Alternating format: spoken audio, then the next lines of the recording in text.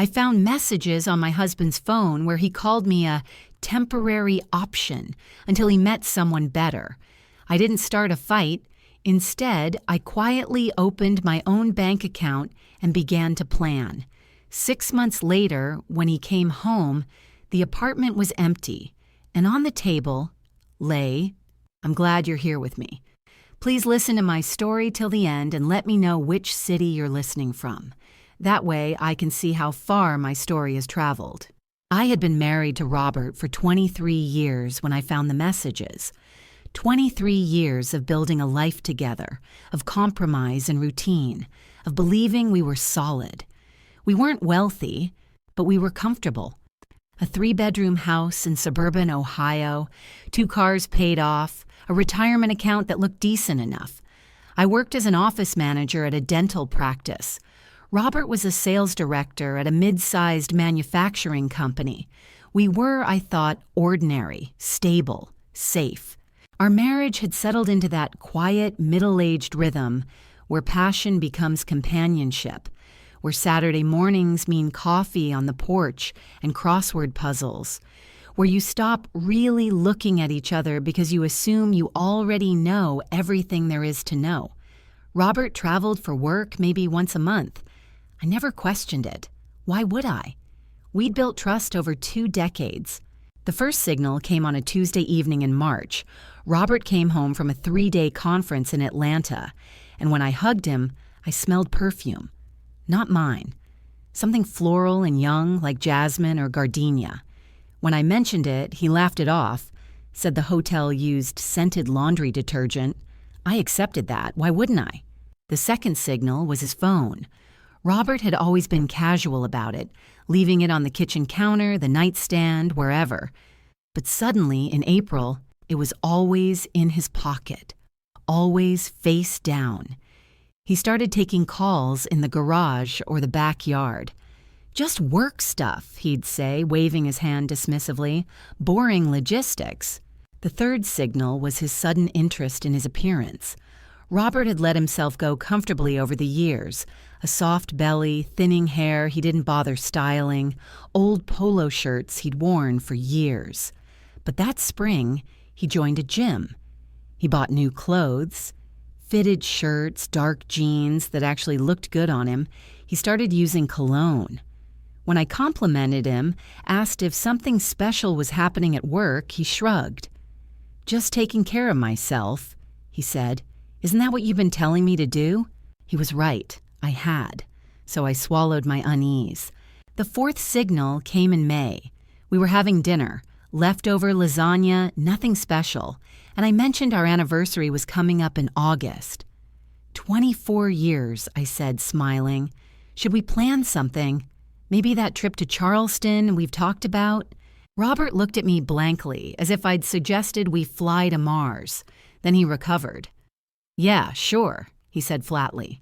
"We'll see how work goes."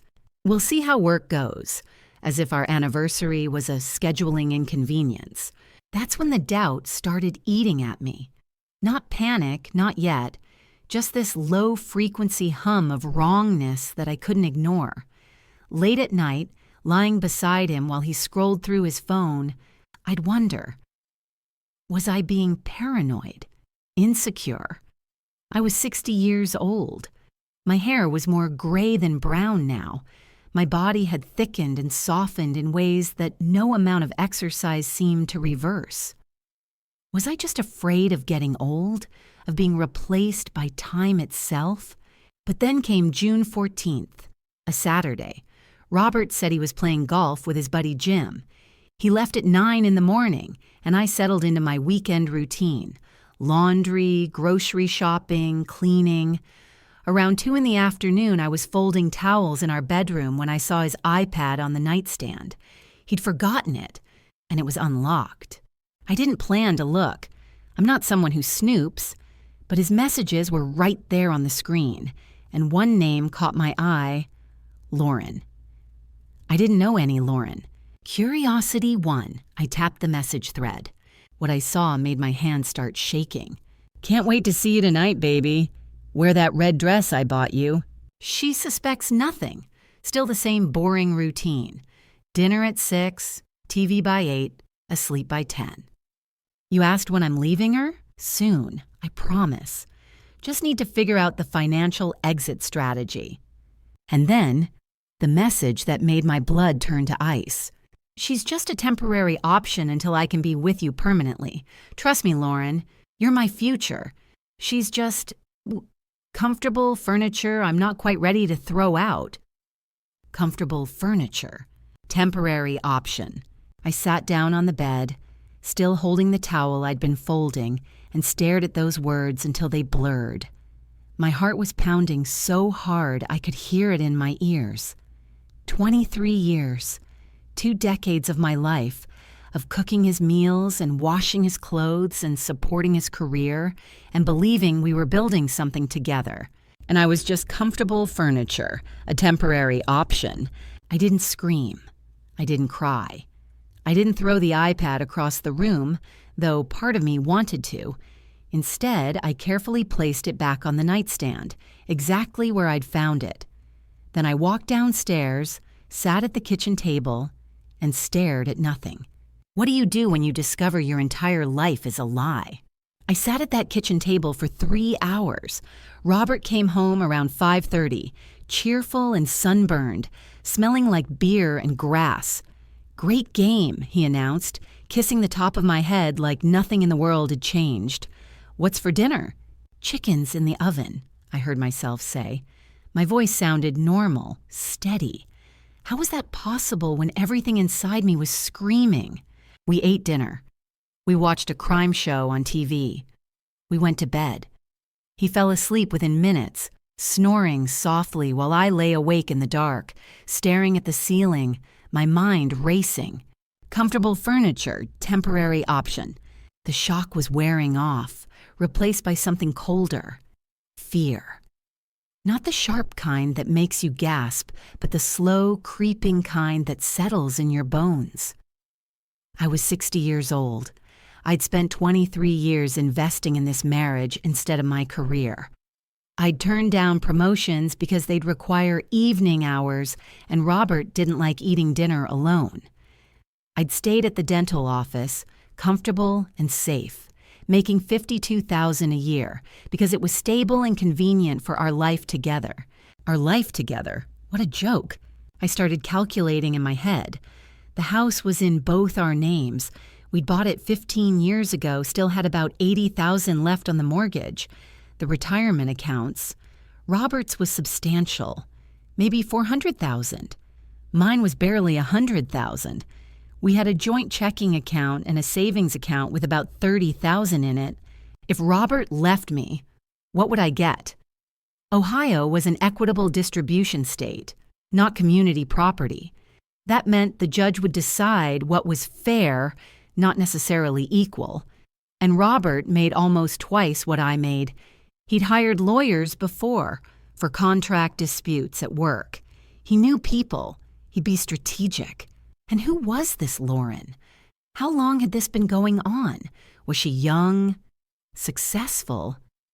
Did she make him feel like the man he used to be before a middle age and mortgage payments and the mundane reality of marriage wore him down? I got out of bed carefully so as not to wake him and went downstairs. In the dark kitchen, I opened my laptop and started searching. Divorce lawyer, Ohio. How to protect assets in divorce. Financial planning for late-life divorce. The articles I found were terrifying. Women my age who divorced often face financial devastation, especially if they'd sacrifice career advancement for family. The average divorced woman over 50 experienced a 41% drop in standard of living. Many never recovered financially. I couldn't let that happen to me. Sunday morning, while Robert was in the shower, I went through his iPad again. More messages with Lauren, photos of her. She was 38, blonde, worked in pharmaceutical sales. They'd met at a conference 8 months ago. 8 months. All those trips he'd taken. All those boring work logistics, phone calls. He'd been building a whole other life. One message made my stomach turn. Found a great condo near downtown, 2 bedrooms, modern kitchen. Perfect for us. Just need to cut loose the dead weight first. Dead weight, that was me. But there was something else in those messages, something useful. Robert had been sloppy. He'd been transferring money, small amounts, 1,000 here, 1,500 there, from our savings account to a personal account I didn't know he had. Over 8 months, he'd moved almost $18,000. He was already planning his exit, already hiding assets, and I'd known nothing. The rage came then, hot and sudden. How dare he? How dare he plan my destruction while I cooked his meals and washed his sheets and smiled at him over coffee? How dare he call me dead weight, comfortable furniture, a temporary option? But rage wouldn't help me. Rage would make me stupid. I needed to be smart. I needed a plan. Monday morning, I called in sick to work. Robert left for the office at his usual time, whistling as he walked out the door. The moment his car disappeared down the street, I was in motion. First, I took my laptop to a coffee shop across town, somewhere Robert would never go, and used their Wi-Fi to create a new email account. Then I used my phone to photograph every message on his iPad between him and Lauren, every single one. I uploaded them to a private cloud account with the new email, Evidence. Next, I went to a different bank, not the one where we had our joint accounts, and opened a checking account in my name only. I deposited $500 from my personal emergency stash, cash I'd kept in an old shoebox in my closet. It wasn't much, but it was a start. My escape fund. Then I drove to the public library and used their computer to research divorce attorneys. I wrote down 3 names, didn't call them yet. Too risky. But I had options now. Finally, I went home and made a list, a detailed inventory of everything we owned, every asset, every account. I photographed important documents, tax returns, mortgage papers, insurance policies, retirement account statements. I photographed the titles to both cars. I photographed everything and uploaded it all to my secret cloud account. By the time Robert came home that evening, I had dinner ready. Pot roast, his favorite. I smiled at him, asked about his day, laughed at his jokes, and inside, I was building my fortress. On Wednesday morning, I took a personal day from work and drove 40 minutes to a law office in Columbus. I'd chosen this attorney specifically, Linda Harmon, a woman in her 50s with a reputation for aggressive divorce litigation. Far enough from our suburb that Robert wouldn't accidentally hear about it through social circles. Linda's office was sleek and professional, all glass and chrome. She sat across from me, a legal pad in front of her, and listened without interruption as I explained everything. The messages, the secret account, the money transfers, the other woman. When I finished, she leaned back in her chair. "How long have you known?" 5 days. "And he doesn't suspect, you know?" "No, I've been normal, acting like everything's fine." Linda smiled slightly. "Good, that's very good. The moment a spouse knows you're preparing for divorce, they start hiding assets, deleting evidence, building their own case. You have an advantage right now. Surprise. We need to use it." She explained the strategy. First, I needed to secure more evidence. Financial records, proof of his asset hiding, everything. Second, I should open a credit card in my own name, start building independent credit. Third, I needed to quietly inventory everything of value in the house. Fourth, and most importantly, I needed to stay calm and give him no reason to suspect anything until we were ready to file. "How long?" I asked. "To prepare properly? 2 to 3 months, maybe 4 if his finances are complicated. 4 months of pretending, 4 months of sleeping next to him, cooking for him, smiling at him, all while building the case that would end our marriage. Could I do that?" Linda must have seen the doubt on my face. "Mrs. Patterson, let me be blunt. Your husband has been systematically preparing to leave you. He's hidden money. He's documented nothing about his affair in a way that would be admissible without your evidence. If you file now, emotional and unprepared, you'll get destroyed in court. But if you're strategic, if you're patient, you can protect yourself, maybe even come out ahead. I took a breath. What do I do first? Document everything. Keep records he doesn't know about. And whatever you do, don't confront him. Not yet. I paid Linda's retainer in cash, $2,000 from that shoebox in my closet, money I'd been saving for years from birthday gifts and the occasional side work. Money Robert didn't know existed. When I got home that afternoon, Robert's car was in the driveway. He wasn't supposed to be home until 6. My heart started pounding. I found him in the home office, sitting at the computer. When I opened the door, he jumped slightly and closed the browser window. "You're home early," I said, keeping my voice light. "Slow day. Decided to work from home." He was studying me. "You're home early, too." "Dentist appointment," I lied smoothly. "Just a cleaning." He nodded, but his eyes stayed on me a moment too long. "Everything okay? You've seemed distracted lately." My blood went cold. Did he suspect? "I'm fine, just tired. Work's been busy." He turned back to the computer. "I'm going to need the study tonight. Conference call with the West Coast team." "Sure, no problem." I went to the kitchen and started pulling out ingredients for dinner, my hands shaking slightly. He'd noticed something, some change in me, some crack in the performance. I needed to be more careful. That night, while Robert was locked in the study for his conference call, I heard him laughing, low, intimate laughter. I pressed my ear to the door and heard his voice, warm and affectionate. "No, she doesn't suspect anything. She's completely oblivious. I know, baby, I know. Soon, I promise." Lauren. He was talking to Lauren while I stood in our house, in our kitchen, living our life. The next morning, I made a mistake. I was checking our joint bank account online when I noticed something, a withdrawal I hadn't authorized. $5,000 taken out 3 days ago. Robert was accelerating. He was moving money faster now. I must have looked alarmed because when Robert walked into the kitchen for coffee, he glanced at my laptop screen. I closed it quickly, but not quickly enough. "What were you looking at?" His tone was casual, but his eyes weren't. "Just paying bills," I said. "You looked worried." The electric bill was higher than I expected. I think the AC is working too hard. Might need maintenance. He accepted that, but something had shifted. I could feel it. He was watching me now, the way I'd been watching him. Over the next week, little things happened that made my paranoia spike. Robert started locking his phone with a fingerprint instead of just a passcode.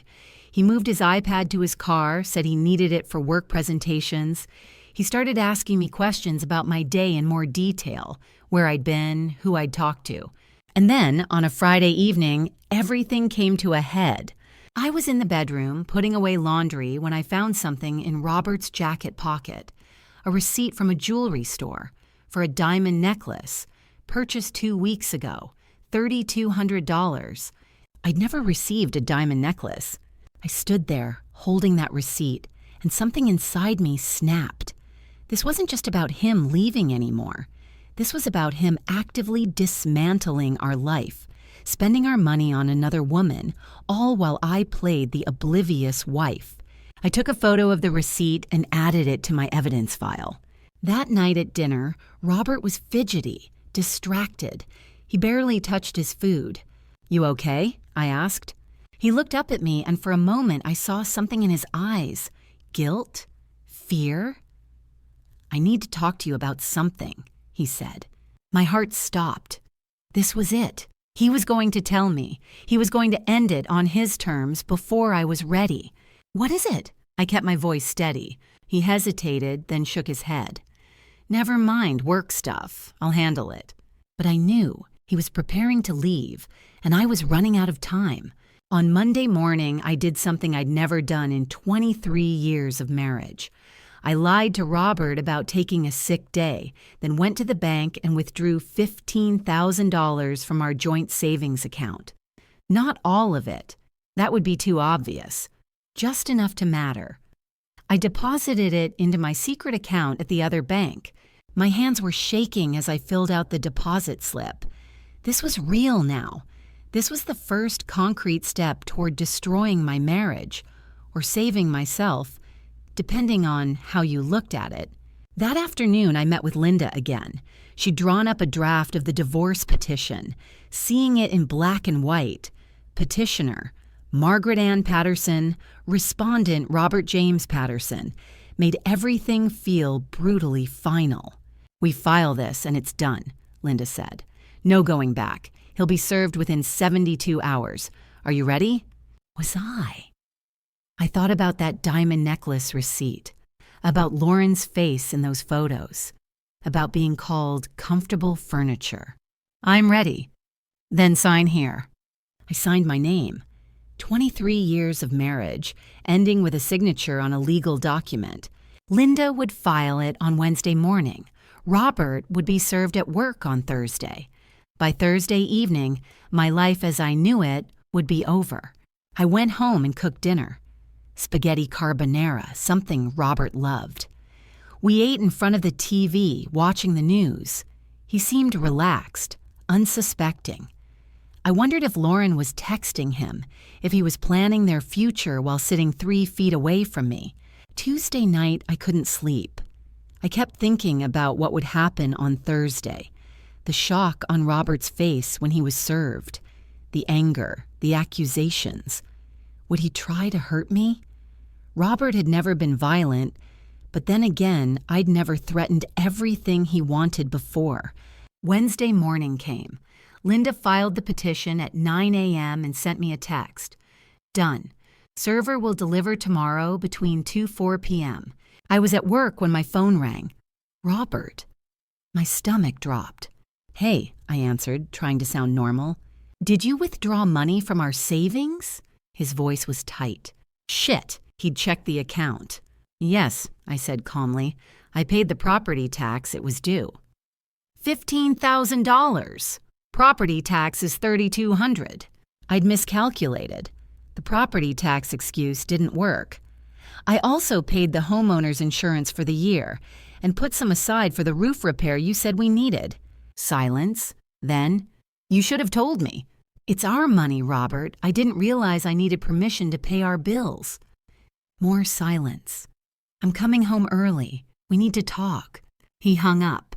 My heart was racing. He knew something was wrong. He didn't know what yet, but he suspected. I left work at 3, pleading a migraine. When I got home, Robert's car was already there. I found him in the kitchen, his laptop open, bank statement spread across the table. "Sit down," he said. His voice was cold. I sat. "Where's the money, Margaret?" "I told you. Property tax, insurance." "Bullshit." He turned the laptop toward me. I called the county. Property tax was paid in January. I called the insurance company. We're paid through December.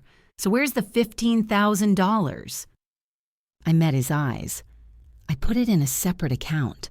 "What separate account?" "My account." His face went red. "Your account? What the hell does that mean?" "It means exactly what it sounds like, Robert. An account in my name." He stood up so fast his chair fell backward. "You moved our money into a secret account. Are you out of your mind?" I stayed seated, forced myself to stay calm. "It's my money, too. I have every right." "The hell you do!" he was shouting now, leaning over the table toward me. "That's marital property. You can't just take it." "You mean like the $18,000 you've been moving into your secret account for the past 8 months? The color drained from his face. For a long moment, he just stared at me. "How did you—" He stopped himself. "You went through my phone. Your iPad, actually. You left it unlocked." I watched the realization hit him. He knew that I knew everything. "Margaret!" His voice shifted, became softer. "Listen, I can explain." "Explain what? That you've been planning to leave me?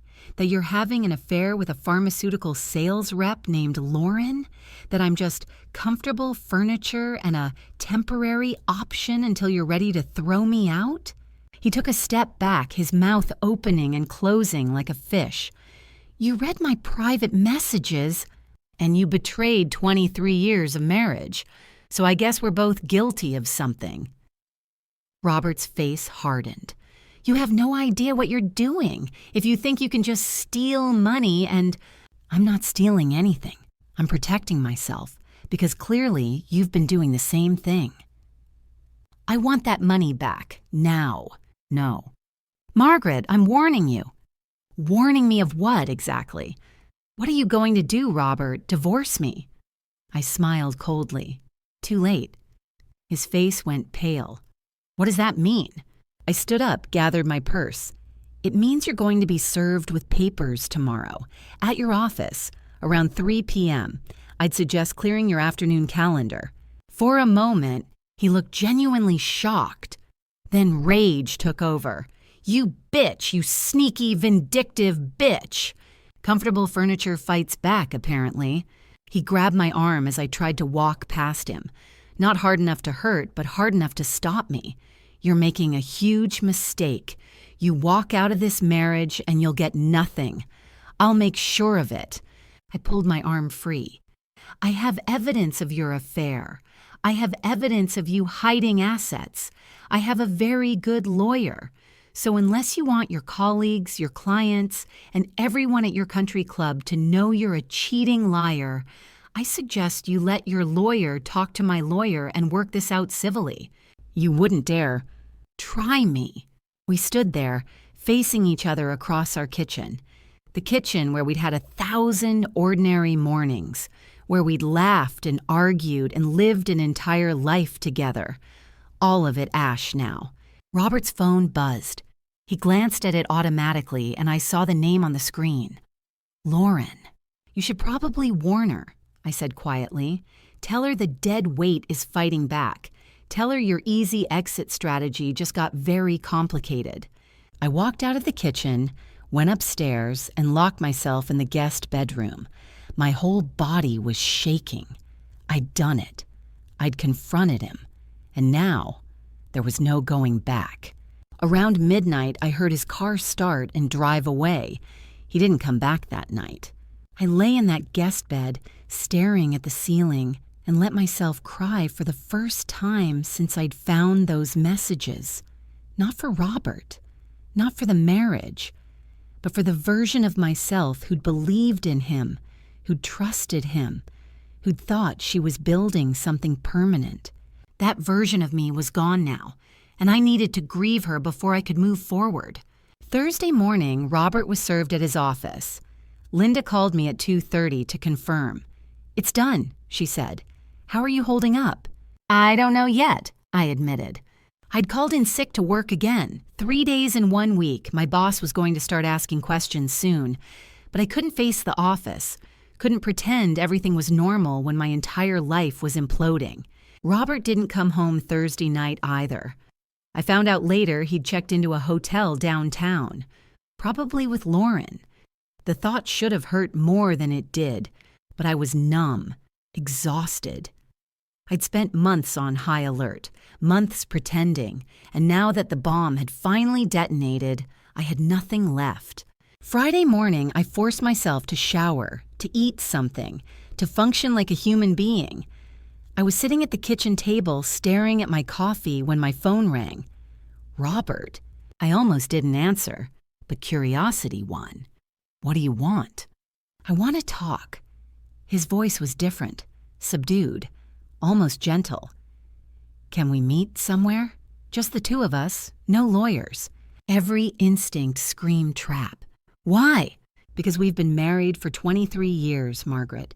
Because we're adults. Because maybe we can work this out without destroying each other. Work it out? You mean convince me to drop the divorce? I mean, talk. Really talk. About what went wrong. About what we both want. He paused. I owe you that much, don't I? It was the vulnerability in his voice that got me, that little crack of something human. Against my better judgment, I agreed to meet him Saturday afternoon at a coffee shop near the mall. Public, neutral territory. When I got there, Robert was already sitting at a corner table. He looked terrible, unshaven, exhausted, older somehow. He stood when he saw me. "Thank you for coming," he said. We sat down. For a long moment, neither of us spoke. "I'm sorry," he finally said. "I know that doesn't fix anything, but I am. I never meant to hurt you like this. But you did hurt me exactly like this. I know." He looked down at his coffee cup. "I was stupid, selfish, going through some kind of crisis, I guess. Lauren made me feel young again, made me feel like I was still—" He stopped himself. "It doesn't matter. It was wrong." "Is it over with her?" He hesitated just a fraction too long. "Yes, I ended it. Liar." I could see it in his eyes, hear it in that hesitation. But I didn't call him on it. I wanted to hear what he'd say next. "I want to save our marriage," Robert continued. "I know I've damaged things badly, but maybe we can rebuild. Go to counseling, start over. I'll do whatever it takes." It was a good performance. If I hadn't read those messages, if I didn't know what he really thought of me, I might have believed him. "You called me comfortable furniture," I said quietly. "A temporary option. Do you remember writing that?" He flinched. "I was angry. I didn't mean—" "Yes, you did. You meant every word. And now you want me to what? Pretend I never saw it? Go back to being the oblivious wife while you figure out your exit strategy?" "It's not like that." "Then what is it like, Robert? Explain it to me." He leaned forward and I saw calculation in his eyes now, not contrition. "Fine. You want honesty? Here it is. If we go through with this divorce, it's going to get ugly. Expensive, drawn out. We'll both lose. Money, time, dignity. Your lawyer might be good, but mine will be better. And even if you win, even if you get some decent settlement, you're 60 years old, Margaret. How many good years do you have left? And you want to spend them in a bitter legal battle?" There it was, the threat underneath the apology. "So your offer is what? I drop the divorce, forgive your affair, and we go back to pretending? I'm offering us a chance to salvage something from this mess, to not throw away 23 years. You already threw them away when you started sleeping with Lauren." His jaw tightened. "Think about what you're doing. Think about your future. You really want to be alone at your age? Start over from nothing?" The manipulation was so naked it was almost funny. Almost. "I'd rather be alone," I said calmly, "than stay married to someone who thinks I'm worthless." I stood up. Robert grabbed my hand across the table. "Margaret, please, don't do this. Don't destroy us." I pulled my hand free. "You destroyed us 8 months ago. I'm just making it official." I walked out of that coffee shop and didn't look back. But as I drove home, my hands were shaking on the steering wheel. Robert was right about one thing. This was going to get ugly. He was going to fight me with everything he had, and I was going to be alone through all of it. Or was I? That evening, I did something I should have done weeks ago. I called my sister, Beth. She lived in Pennsylvania, and we'd grown apart over the years, just the natural drift of busy lives and distance. But she was family, and I needed family now. "Margaret?" She sounded surprised. We usually only talked on holidays. "Is everything okay?" "No," I said, and my voice broke. "Everything's not okay." I told her everything. About the messages, the affair, the divorce, the confrontation. I talked for almost an hour while she listened without interruption. When I finally finished, there was a long pause. Then, "I'm coming to see you this weekend, and you're not arguing with me." "Beth, you don't have to—" "Yes, I do. You're my sister, and you're going through hell, so I'm coming." I started crying then, from relief and gratitude and sheer emotional exhaustion. Beth arrived Sunday morning. We spent the day on my couch, drinking tea, talking about everything and nothing. She didn't offer advice or try to fix anything. She just sat with me in the wreckage of my life and let me not be alone. "You're stronger than you think," she said that evening as we were making dinner together. "I know it doesn't feel that way right now, but you are. You found out your husband was betraying you and you didn't fall apart. You made a plan. You protected yourself. That's strength, Meg. Monday morning, after Beth left, I went back to work. My coworkers asked if I was feeling better, and I lied and said yes. But something had shifted. I wasn't hiding anymore. I wasn't pretending to be okay. And I wasn't alone. For 2 weeks, there was relative quiet. Robert stayed at his hotel. Our lawyers exchanged preliminary documents. I went to work, came home, tried to build some kind of routine in the hollow space where my marriage used to be. I wasn't happy, but I was functioning. Then, on a Wednesday evening in early August, the doorbell rang. I opened the door to find Robert and Loren standing on my porch. My porch, my house, and he'd brought her here. What the hell? I started, but Robert held up his hands. Please, just hear us out. 5 minutes. Loren looked younger in person than in her photos. Blonde hair, perfectly styled, expensive clothes, the kind of effortless beauty that takes a lot of money to maintain. She smiled at me. Actually smiled like we were old friends meeting for coffee. Mrs. Patterson, I know this is awkward. Get off my property. Margaret, please, Robert said. We need to talk about this like adults. Adults? You brought your mistress to my house and you want to talk about acting like adults? Former mistress, Loren corrected, her smile never wavering. Robert and I aren't together anymore. We ended things. Another lie. I could see it in how they stood together, the casual intimacy of long-term lovers. But I didn't argue. Why are you here? Because this divorce is hurting everyone, Robert said. The lawyers, the fighting, all this ugliness, it doesn't have to be this way. We can settle this amicably. We? I looked at Loren. What does she have to do with anything?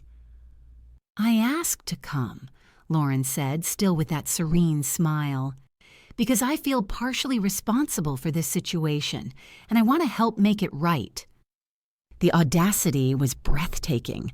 The woman who'd been sleeping with my husband, who'd been planning a future with him while he was still married to me, wanted to help make it right. Come inside, I said. I don't know why. Maybe I wanted to hear what they'd say. Maybe I was curious how far they'd push this charade. We sat in my living room, my furniture, my home, the life I'd built, and they tag-teamed me with their pitch. Robert started. Your lawyer is asking for an unreasonable settlement. Half of everything plus alimony. That's standard in a long-term marriage. Plus you want me to pay your legal fees, and you're claiming I hid assets. Margaret, that's not fair. I moved some money around for tax purposes, for business investments. Nothing illegal. You moved $18,000 to hide it from me.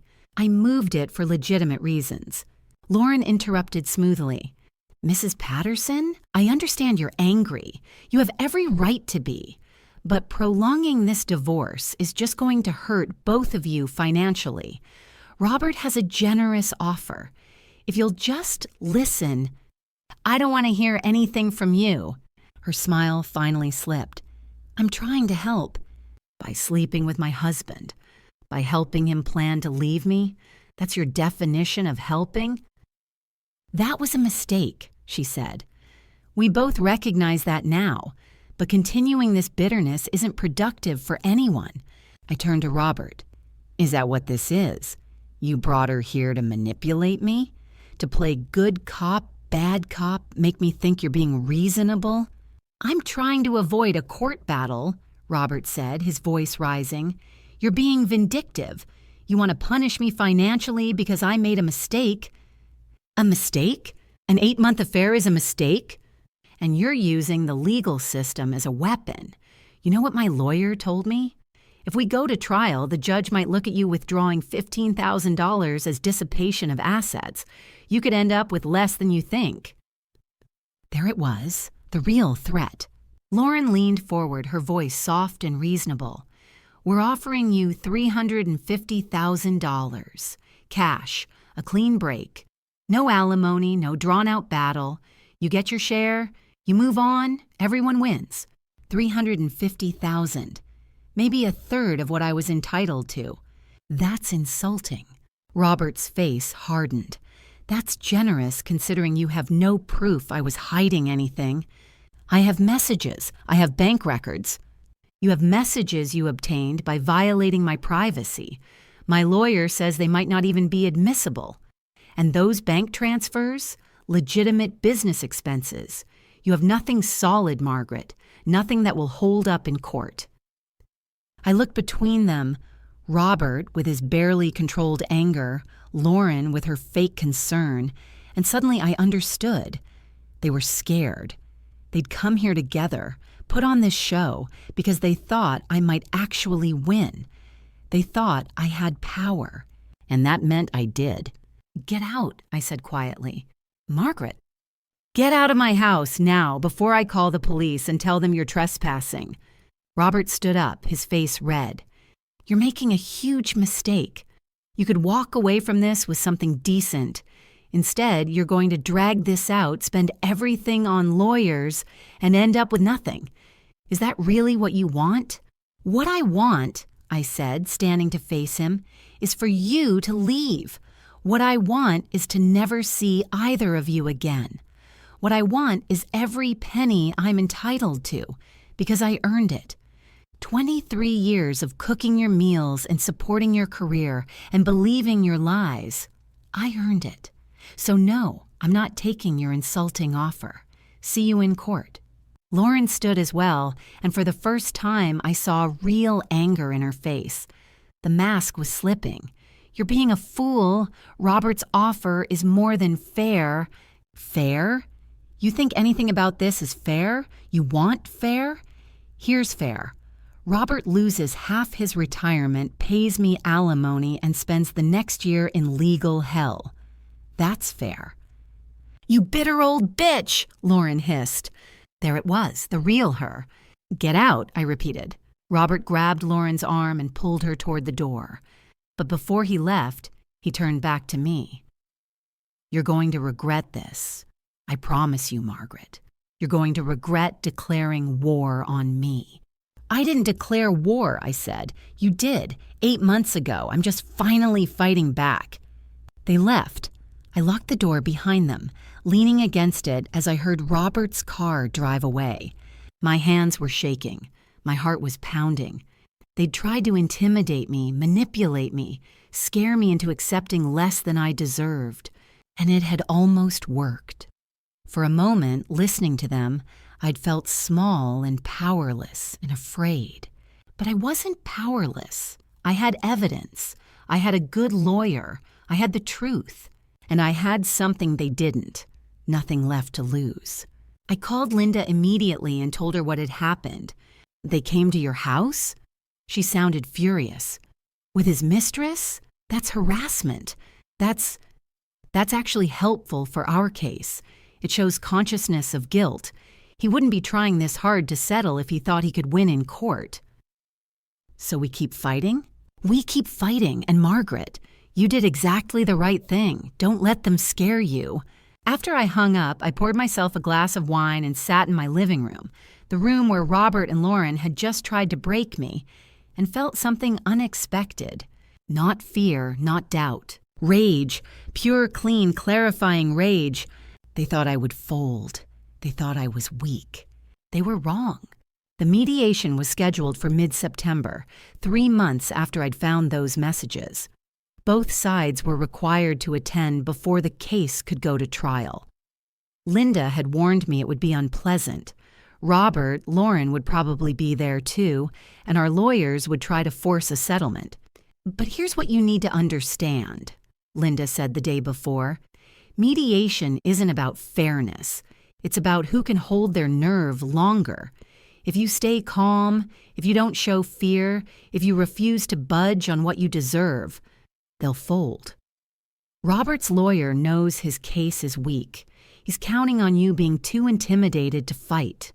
I'm not intimidated. Good, because tomorrow we're going to bury him. The mediation took place in a conference room at Linda's firm. Neutral ground. I arrived 15 minutes early, dressed in a navy suit I'd bought specifically for this. Professional, powerful, expensive.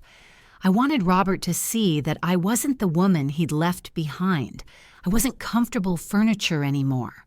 Robert arrived with his lawyer, Marcus Webb, a man in his early 50s with slicked back hair and an expensive suit. The kind of lawyer who probably charged $800 an hour. And yes, Lauren was with them. She sat in the corner of the room, trying to look invisible, but her presence was a statement.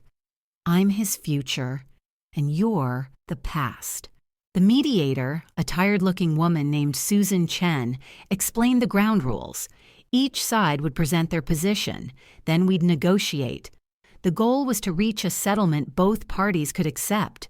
Marcus Webb started. He had charts, financial projections, expert testimony about asset valuation. His argument was simple. Margaret Patterson was entitled to a fair settlement, but she was asking for far more than fair. Robert had built his career through hard work and sacrifice. He'd been the primary earner. He deserved to keep the majority of his retirement accounts. As for alimony, well, Margaret was healthy and employed. She could support herself. He talked for 30 minutes. It was a good performance. Then Linda stood up.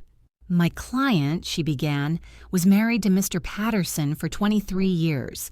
During that time, she supported his career advancement by managing their household, turning down her own promotions to accommodate his travel schedule, and providing the stable home life that allowed him to succeed.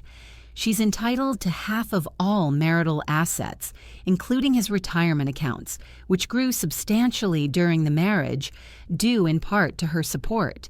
She's also entitled to alimony, as her earning potential was diminished by choices made for the benefit of the marriage. Marcus started to object, but Linda held up her hand. Furthermore, Mr. Patterson has engaged in a pattern of financial misconduct. He has hidden assets, transferred funds to secret accounts, and dissipated marital property to fund an extramarital affair. She pulled out a binder, thick, organized, tabbed. We have evidence. Bank statements showing the transfers, messages between Mr. Patterson and his mistress discussing their plans to leave Mrs. Patterson, receipts for expensive gifts, jewelry, dinners, hotel rooms, all purchased with marital funds. She laid the binder on the table. This is dissipation of assets. This is marital waste. And in Ohio, the court takes a very dim view of spouses who spend marital money on affairs. Robert's face had gone pale. Marcus was flipping through the binder, his expression darkening with each page. These messages, Marcus said slowly, were obtained without my client's consent. From a device in the marital home, using a password my client had access to. Nothing illegal about it. And even if the messages themselves are excluded, the financial records speak for themselves. $18,000, transferred over 8 months. $3,000 spent on jewelry for someone who isn't his wife. Hotel bills, restaurant bills, all documentable, all provable. Susan Chen, the mediator, looked at Robert. Mr. Patterson, is this accurate? Did you transfer funds and make purchases as described? Robert glanced at Marcus, who gave a slight nod. I moved some money, yes, but how much?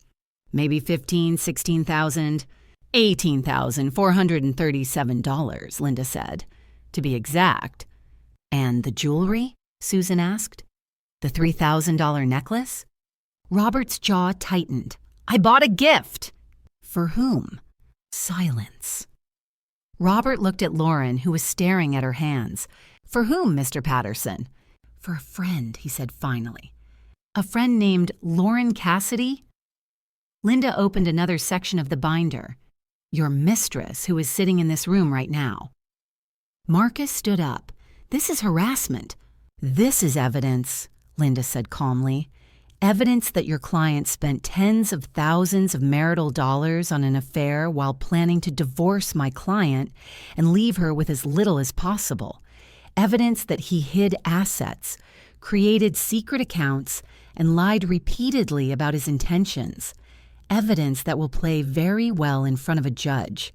She turned to Susan. We're not asking for anything unreasonable. We're asking for what Mrs. Patterson is legally entitled to, 50% of all marital assets, including retirement accounts, 7 years of alimony at $4,000 per month. Mr. Patterson keeps the house, but pays my client $300,000 for her equity share, and he pays all legal fees, given his misconduct. Marcus's face was red. That's almost $900,000. That's half of what he's worth, which is exactly what she's entitled to. And frankly, given his behavior, we're being generous. We could push for more in court. We could argue that his affair and asset hiding warrant a larger share. But my client wants this over. She wants to move on with her life. This is extortion. This is divorce law. Linda sat down and folded her hands. Your client created this situation. Now he can pay for it. Susan Chen looked between both lawyers, then at Robert. Mr. Patterson, I'm going to recommend you and Mr. Webb take a moment to discuss this privately. They left the room. Lauren followed them, throwing me one last venomous look on her way out. Linda leaned over and whispered, You okay? I nodded. I was more than okay. For the first time in months, I felt powerful. 20 minutes later, they came back. Robert looked defeated, broken. Marcus spoke quietly. We accept the terms with 2 modifications. Alimony for 5 years instead of 7. And Mr. Patterson keeps his full pension but pays an additional $50,000 cash to compensate. Linda looked at me. I nodded. Agreed, Linda said. Susan began drawing up the paperwork. I watched Robert sign his name, his hand shaking slightly. All that confidence, all that swagger, gone. He'd underestimated me. Thought I was too weak, too scared, too dependent to fight back. He'd learned otherwise. When it was over as we were leaving, Robert caught my arm in the hallway. Linda started to intervene, but I waved her off. You destroyed me, Robert said. His voice was hollow. No, I said quietly. You destroyed yourself. I just made sure I didn't go down with you. Was it worth it? All this anger, all this fighting? I looked at him. This man I'd loved for 23 years, this stranger who'd called me comfortable furniture, and felt nothing. No love, no hate, just relief that it was over. Yes, I said, it was worth it. I walked away and didn't look back. The divorce was finalized in November, exactly 5 months after I'd found those messages. The judge signed the papers, and just like that, I wasn't Margaret Patterson anymore. I went back to my maiden name, Margaret Ann Brennan. A new identity for a new life. The settlement hit Robert's account like a financial nuclear bomb. He had to liquidate investments, take out a loan against his retirement account, even sell his beloved vintage Corvette to come up with the cash. In total, I received $423,000 in immediate payment, half the retirement accounts, my share of the house equity, and the additional cash settlement. $4,000 monthly alimony for 5 years, another $240,000 over time. All my legal fees paid, another $60,000. Robert kept the house, but with the mortgage and the payout to me, he was underwater on it. He'd have to sell eventually, probably at a loss in the current market. I took my settlement money and did exactly what I should have done years ago. I invested in myself. I paid off my car. I put 6 months of living expenses in savings. I opened an investment account with a financial advisor who walked me through building a retirement plan that would actually support me. And I found an apartment.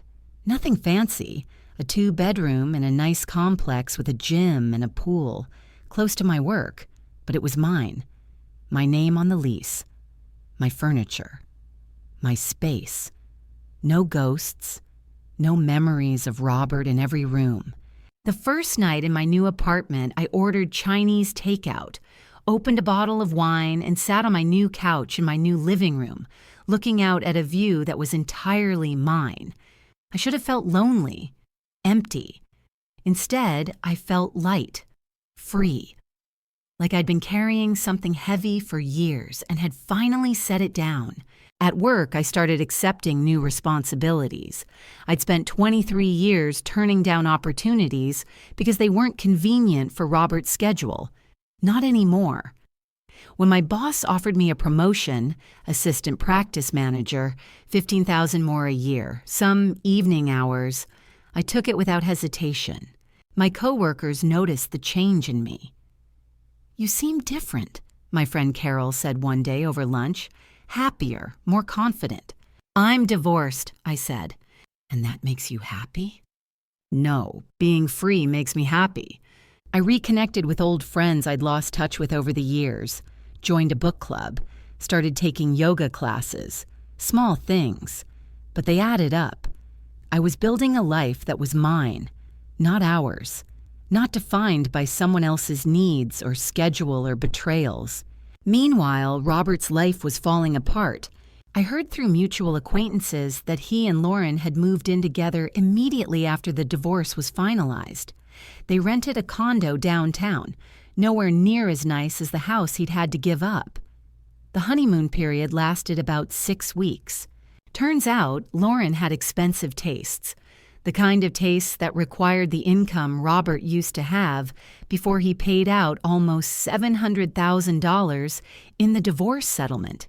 She wanted vacations, designer clothes, nice restaurants. Robert was now on a budget, a tight one.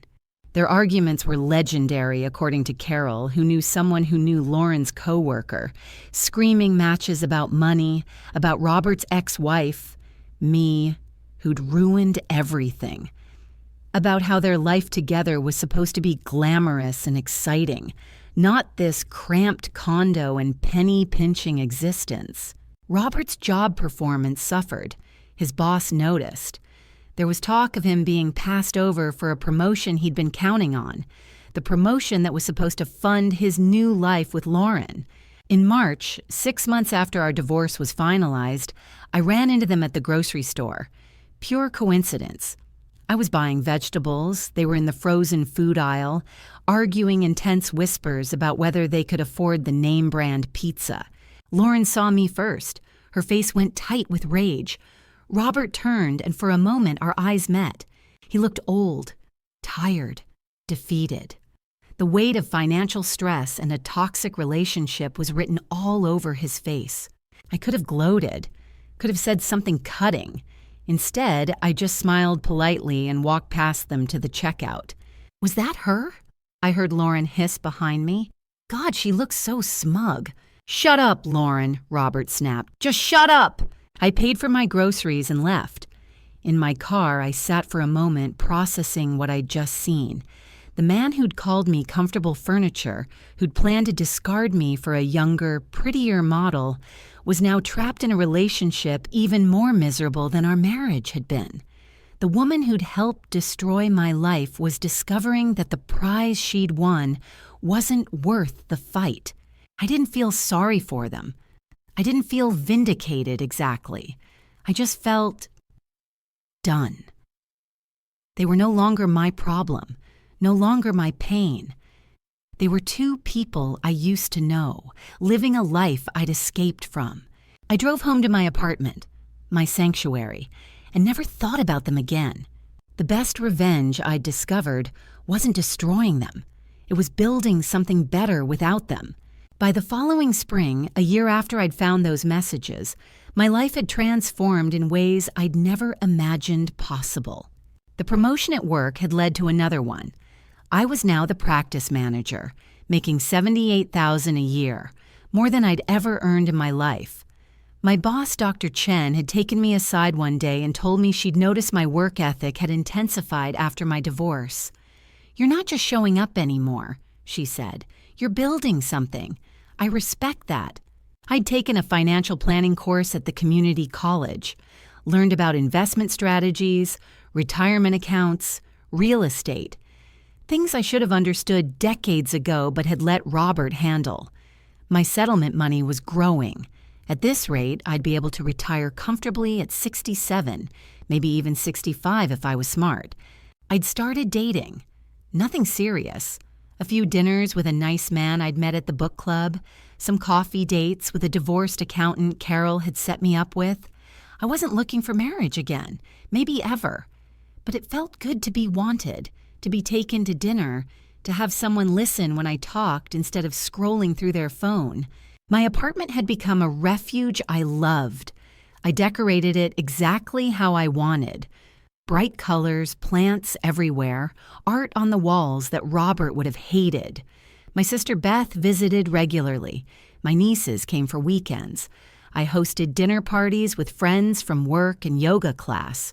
I'd even started writing. Nothing published, just a blog about divorce after 60, about rebuilding your life, about refusing to accept the script society hands you. Other women started commenting, sharing their stories. I'd accidentally created a small community of women who'd walked away from dead marriages and were discovering who they were on the other side. "You're inspiring," one woman wrote. "I'm 58 and terrified to leave, but reading your story makes me think I can." "You can," I wrote back. "It's scary, but staying is scarier." I'd lost 20 pounds without trying. Stress had melted away, taking the weight with it. I bought new clothes that actually fit, that made me feel attractive. Got a new haircut. Started wearing jewelry again, not expensive pieces, but things I liked. I looked in the mirror and saw someone I recognized again. Someone who wasn't just Robert's wife, someone whole on her own. Meanwhile, Robert's life had become a cautionary tale. Lauren left him in April, moved out while he was at work, took half the furniture, left a note saying she couldn't do this anymore. The financial pressure, the constant arguing, the reality of who Robert actually was versus who she'd thought he was. It had all been too much. She'd apparently thought she was getting a successful older man who'd take care of her. Instead, she'd gotten a bitter, broken person who blamed her for everything that had gone wrong, who resented her for the life he'd lost chasing after her. Robert had to move again. The condo was too expensive for him alone. He found a one-bedroom apartment in a cheaper part of town, sold more of his belongings to make ends meet. The alimony payments to me every month were killing him financially. He'd called me twice, asking if I'd consider reducing them. I'd referred him to my lawyer both times. His reputation at work had suffered. Word had gotten out about the divorce, the affair, the financial scandal. His boss had pulled him aside and suggested he consider taking early retirement, which was corporate speak for, "We want you gone, but don't want to fire you." Robert was 63. Early retirement meant a reduced pension, but he had no choice. He retired in August, bitter and broke. I heard through Carol's network that he'd started drinking heavily, that he'd gained weight, that he looked 10 years older than he was, that he'd reached out to Lauren multiple times, begging her to come back, and she'd blocked his number. He'd destroyed everything for a fantasy, and now he was living in the ruins. Lauren hadn't fared much better. The pharmaceutical company had transferred her to a less desirable territory after her affair with a married man became office gossip. She'd taken a pay cut, lost her downtown apartment, had to move back in with her parents at age 39. The man she'd thought would upgrade her life had instead destroyed it. Last I heard, she was dating someone new, a guy 10 years younger than her, still figuring out his life. The irony wasn't lost on me. She'd wanted an established older man, and now she was supporting a younger one. Karma had a sense of humor. In October, I did something I'd been dreaming about for years. I took a trip to Italy, by myself. 2 weeks in Tuscany, staying in small hotels, eating amazing food, wandering through ancient cities. I'd always wanted to travel, but Robert had never been interested. "Too expensive," he'd say, "too much hassle." Now I could go wherever I wanted. do whatever I wanted, be whoever I wanted. On my last night in Florence, I sat at a cafe watching the sunset and thought about the woman I'd been a year ago. The woman who'd found those messages and felt her world collapse, who'd been terrified and alone and convinced her life was over. That woman had been wrong. Her old life was over, but her new life, her real life, was just beginning. I raised my glass of wine to the sunset, to survival, to second chances, and I smiled. So that's my story. The story of how I found out I was comfortable furniture and decided to become something else entirely, something stronger. I'm 62 now, single, financially stable, happier than I've been in decades, building a life that's completely mine. I know some of you listening might be in similar situations. Maybe you found the messages. Maybe you felt that gut punch of betrayal. Maybe you're sitting at your kitchen table right now, wondering if you have the strength to walk away. You do. I promise you do. What would you do in my situation? Would you fight back, or would you fold? Would you protect yourself, or would you trust that it would all work out? Leave a comment. Tell me your story. I read every one. And if you want to hear more stories like this, stories of survival, of fighting back, of women who refuse to be victims, subscribe to my channel. I have so many more to share. Thank you for listening. Thank you for being here. Remember, you're never too old, too tired, or too scared to start over. Sometimes the life you're meant to live is waiting on the other side of the worst thing that ever happened to you. I'm Margaret Brennan, and I'm living proof.